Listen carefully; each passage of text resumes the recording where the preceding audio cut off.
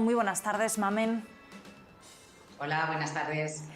¿Cuáles dirías que son, a tu juicio, las principales claves de ese proyecto, esa normativa que hoy sale adelante? Entre otras cosas, se mantiene ese 30%, ¿no?, de trabajo en remoto para ser considerado teletrabajo como principal guía, pero a tu juicio, experto, ¿con qué más nos tenemos que quedar? Bueno, nos tenemos que quedar básicamente con lo ya establecido en el Real Decreto de octubre. Tenemos que quedarnos con cosas muy claras como el abono de los gastos de teletrabajo, que está siendo, yo creo, el principal problema en la situación que atravesamos en las empresas. Tenemos que quedarnos con varios aspectos que las empresas tienen que recoger en esas políticas o acuerdos de teletrabajo, como será el derecho a la desconexión digital, perdón. Tendremos que recoger toda la normativa que el Servicio de Prevención Ajeno establezca, incluyendo el derecho a la intimidad, el derecho a la inviolabilidad del domicilio, salvo causas muy excepcionales, el derecho al registro de jornada en los mismos términos, pero básicamente nos vamos prácticamente a lo que se aprobó en el mes de octubre y que de hecho muchas empresas ya están aplicando. Después de lo que sucedía el año pasado, Mamen, el 30% de la población trabajó en remoto en 2020, pero lo que estamos viendo durante este momento es que muchas empresas ya han decidido mantener opciones mixtas o realmente mantener el teletrabajo. ¿Crees que esta normativa responde al momento en el que estamos? ¿Crees que se da una buena cobertura en términos de derechos y de obligaciones para las partes? En mi opinión, sí, porque no teníamos nada, o sea, partíamos de cero. Por lo tanto, era necesaria una regulación en algún aspecto. Quizá a mi modo de ver podría resultar un poco excesivo el hecho de tener que establecer gastos de teletrabajo en la situación, sobre todo por la situación económica que atraviesan muchas empresas ahora mismo.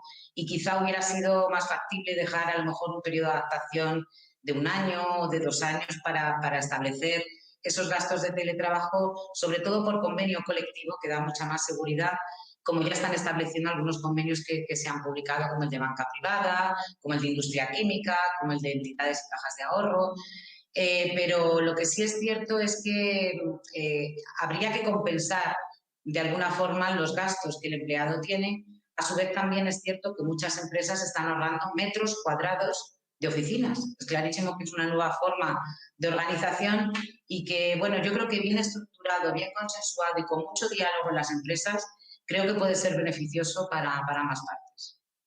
Dentro de esa normativa también se ha hablado mucho, Mamen, del tema de las sanciones, ¿no?, de hasta qué punto habrá sanciones o no para quienes incumplan, y lo que sí se destaca es que se incrementan las sanciones, multas que pueden llegar a superar los 983.700 euros, multas que crecen un 20%. Sí, yo creo que, bueno, España es un país que somos así, ¿no? Que digamos, vamos a golpe de sanción. Pero yo creo que, y lo digo por el muestreo un poco de los clientes de mi despacho, que están intentando adaptarse, están estableciendo según su actividad esas posibilidades, y recordemos algo que es muy importante, yo creo, para todos los espectadores, y es que todavía tenemos medidas de contención sanitaria por la pandemia, y este Real Decreto no entrará en vigor hasta que estas medidas de contención finalicen. Por lo tanto, ¿cuándo finalizarán esas medidas de contención? ¿Será en septiembre, cuando a lo mejor el 70% de la población ya estemos vacunados? ¿Serán en diciembre? Veamos, por ejemplo, el caso de los colegios, de los niños. Está previsto que puedan asistir todos presencialmente, pero con mascarilla. ¿Será posible por parte de los servicios de prevención y del Ministerio de Sanidad que en septiembre acudamos a los centros de trabajo, aunque sea con mascarilla, pero sin guardar las distancias de seguridad? Entonces será obligatorio a aplicar esta ley de teletrabajo. Si no, podremos seguir en esa especie de limbo que tenemos de excepcionalidad para la aplicación de esta norma hasta que esta normativa, hasta que estas medidas de contención sanitaria finalicen, y entonces sí que sí será de obligado cumplimiento esta nueva normativa de teletrabajo. Mencionabas antes, Mamen, el tema de los convenios colectivos. ¿Qué papel tienen los convenios colectivos en bueno, pues un momento de mayor trabajo en remoto, de mayor digitalización, en un momento en que quizá podríamos pensar que los trabajadores y trabajadoras están quizá un poquito más aislados? No sé, ¿qué papel se espera que puedan jugar también en la renegociación de estas condiciones? Bueno, pensemos que la gran mayoría del 90% de nuestro tejido productivo son pymes y realmente la figura de los representantes de los trabajadores en las empresas es realmente minoritario. Incluso hay grandes empresas que no tienen representantes de los trabajadores.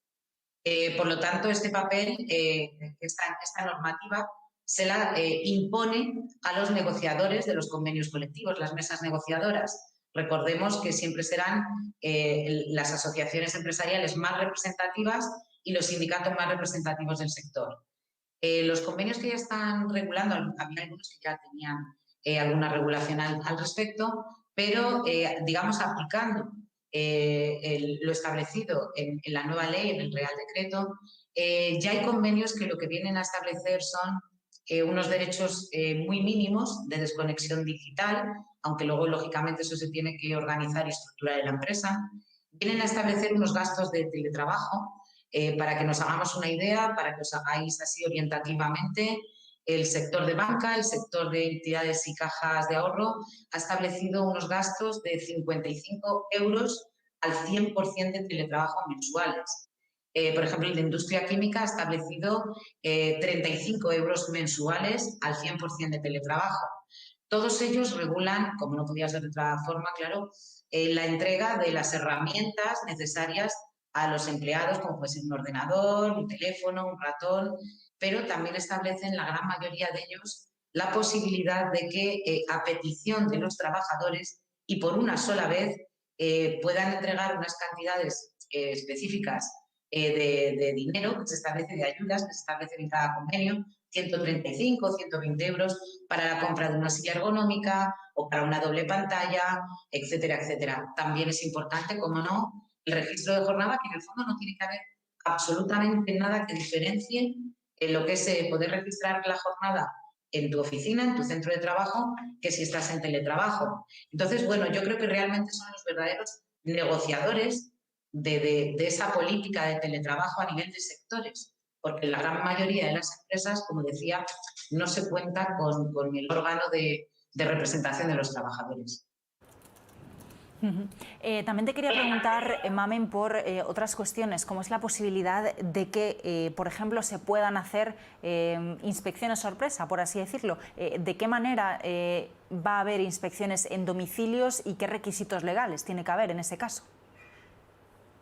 Bueno, pensemos que primero el domicilio del trabajador tiene la garantía de la inviolabilidad y el trabajador tiene derecho a la intimidad. La propia norma contempla la posibilidad de que por motivos de prevención de riesgos laborales, es decir, cuando se detecte un riesgo con permiso, cuidado, del trabajador, se podrá acceder exclusivamente al espacio físico que el empleado destine como, digamos, lugar o espacio de trabajo. Pero se tiene que contar con su ok, digamos, con su consentimiento. Si no, el servicio de prevención, lógicamente, a raíz de entrevistas con el empleado, fotografías, vídeos, etcétera, etcétera, tendrá que emitir los correspondientes dictámenes al respecto. Y recordemos una cosa que es importante, es decir, si un empleado no reúne en su domicilio los requisitos mínimos de seguridad, ergonomía, higiene en el trabajo, etcétera, etcétera, para poder desarrollar el teletrabajo, será una de las causas por las que la empresa podría denegarle una petición de teletrabajo, por ejemplo. Entonces, yo creo que estamos hablando más bien en términos de seguridad en el trabajo, o se me ocurre, por ejemplo, en este momento imaginemos un accidente de trabajo de carácter grave que ocurra en el centro de trabajo, que en ese momento sería el domicilio del empleado.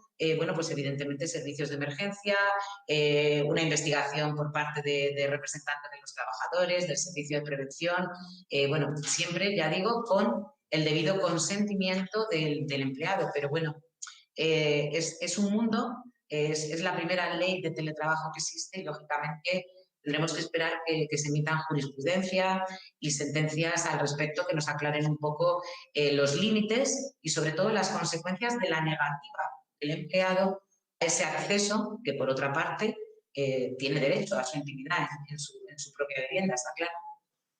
Claro, Mamen, te quería preguntar un poquito más sobre esto también, ¿no? ¿Cómo se debería equilibrar de forma correcta esto que comentas, ¿no?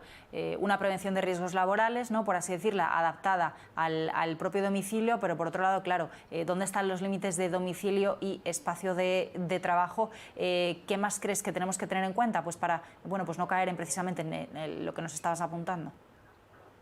Bueno, pues pensemos en el domicilio particular de cualquiera de nosotros, pues el espacio de trabajo será aquel espacio en el que tengamos nuestra mesa, tengamos nuestro portátil, nuestro ordenador, nuestra silla. El espacio sería, por ejemplo, lo que se ve ahora mismo en pantalla respecto a esto, respecto a la imagen, ¿no?